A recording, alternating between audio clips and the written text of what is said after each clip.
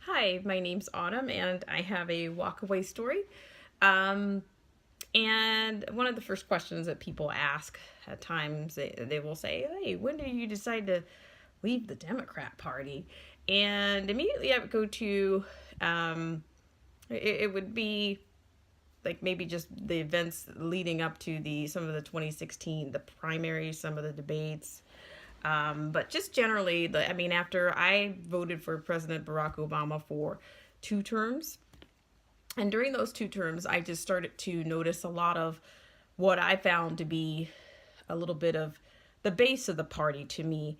That the values or the basis of the party was just not very stable. It just seemed to be it was just like an exploitation of groups of people, whether it would be Hispanics, Asians, the LGBT community, whether it would be blacks or Asians or disabled. It just seems like it would be, oh well, this week, we're shuffling around.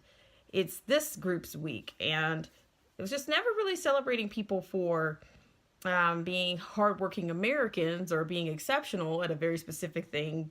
Um, it was just about the differences, and then it just seemed to be that they had a systematic way of kind of indoctrinating these groups, or uh, indoctrinating, or just really just or creating false narratives to perpetuate, or false flags, and then all of a sudden you might end up with legislation behind some small percentage of one of these groups, the group of the week or the group of the month.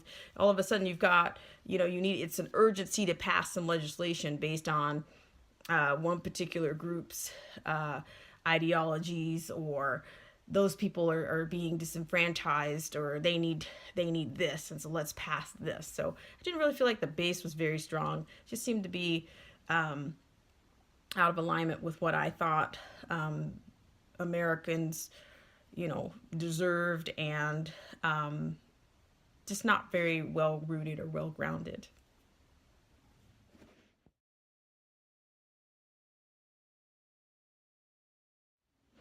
Another question that would come up would be, what decision that was made by the party that made you, uh, you know, change or reconsider your allegiance to the Democrat Party? And one of those things, I think it kind of started with the health care, the Obamacare. Um, I know it seems at the beginning, the president was saying, "Oh, you like your doctor, you would get to keep your doctor." Well, unfortunately, I was changing positions in within my company, and upon making that decision, prior to making that decision to change, I had already received a letter from my my healthcare, my physician, that they would no longer be accepting that particular plan that I had, and so that meant that I had to change my facility.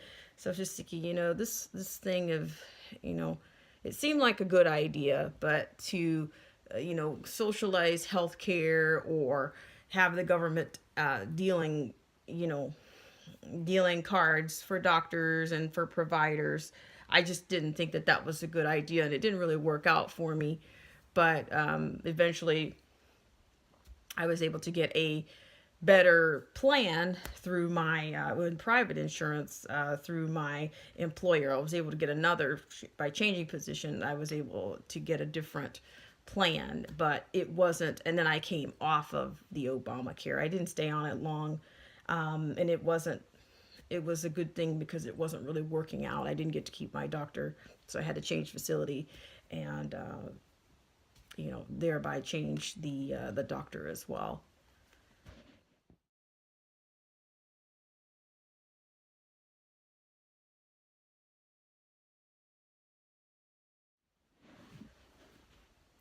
And like one other question I can say right off is that somebody would say, well, what was the final straw? And I would say that that was just during the primaries, and just the behaviors, and the Hillary Clinton, of course, was a major a major runner in that during that particular time, as well as Bernie Sanders.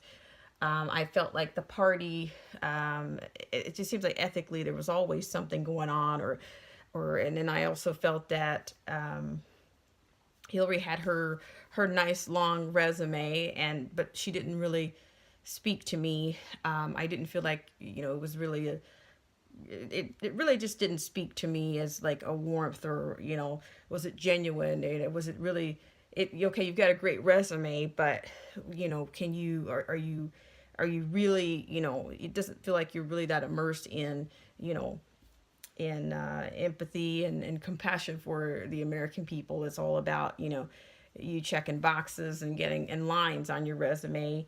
And she also, to me, had a bit of I felt like she had a bit of arrogance, or how dare you not vote for me? Do you not know who I am? It was that kind of I couldn't support that.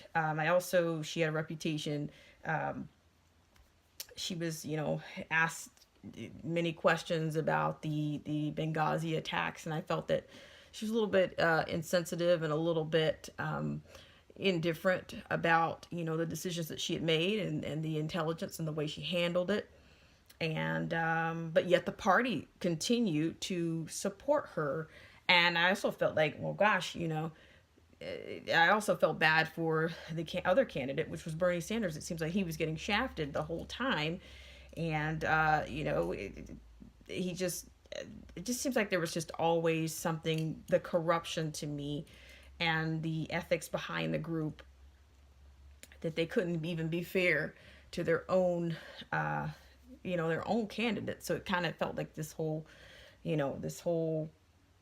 little cannibal culture inside of the party during the primaries. And I felt like that he kind of got Bernie Sanders got shafted during that. And I'm just thinking, okay, this is not really not representing me, and I feel like this is why this is not in alignment with what I believe in, and the candidate, and a candidate for America. So I could never really support either of them, not just because of Hillary, but also I felt like Bernie's ideas were more socialist, and just no answers as to how the math as to how things were going to be paid for.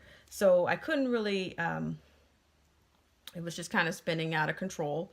I felt with the responses and the lack of responses for how such socialist ideas and things were going to be paid for by the American people.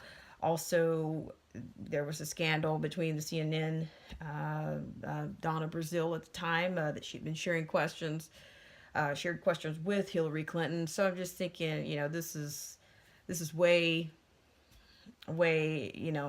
out of my alignment, and I can't support any of this. I can't support all of the scandal that's gone on, just within that short period of time. It was a very interesting debate and primary season, and they were just totally their ethics were off, and the corruption was almost like it was nonstop. So that was very disenchanting for me.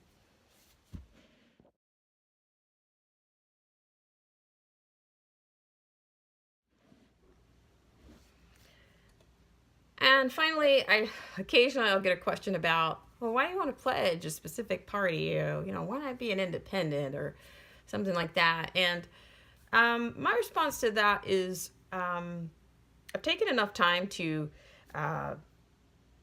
do research and know what I want, what values I have, and I think the Constitution outlines our sovereignty and our natural rights really well. And I don't feel that I feel like that the Republican Party or conservatives do that. I think that they have an established, support and defense for the Constitution and for the American people. And we need to, as conservatives, we have to communicate conservatism, and I feel like that the conservatives and the Republican Party best represent that. I do feel like being in the middle in these kinds of things, that's just not the way I don't choose to be in a gray area, or in my mind try to figure out how to ride two horses, or I just feel that sometimes it kind of gets down to you know you're going to have to choose, and you're going to have to defend.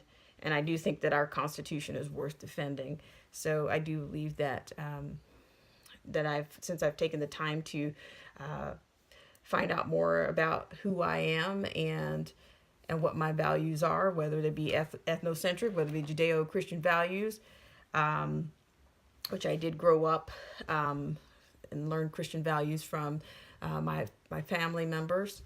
And I do feel like, the freedoms that are naturally endowed by the Creator, I feel like that's well outlined in the Constitution. And I do feel like the conservatives and the Republicans do the best job. I don't feel like the Democrat Party, I don't feel like they are a party of